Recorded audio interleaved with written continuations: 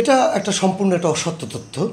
আপনারা জানেন যে যেদিন মামলা রুজু হয়েছে সেদিনই আমরা এক নং আসামি সাকিব মুন্সিকে গ্রেপ্তার করি।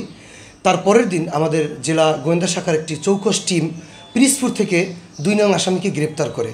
উভয় আসামি বিজ্ঞ আদালতে স্বীকারোক্তিমূলক জবানবন্দি দেয় এবং তারা এখন জেলহাজতে আছে।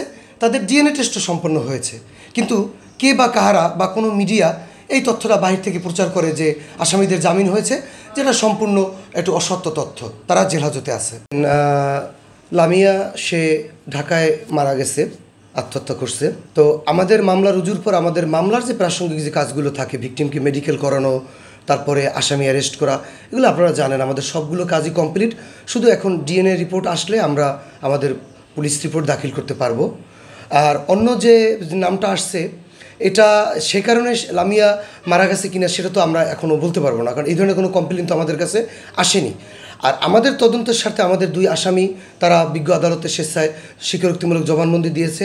সেখানে তারা যে বক্তব্য দিয়েছে তার আঙ্গিকে আমাদের কিছু কাজকর্ম চলমান আছে, সেটা আমরা যাচাই বাছাই করতেছি। তৃতীয় যে আরেকজনের কথা ঘুরতেছে, আসলে তার সাথে লামিয়ার সম্পর্কটা কি ছিল?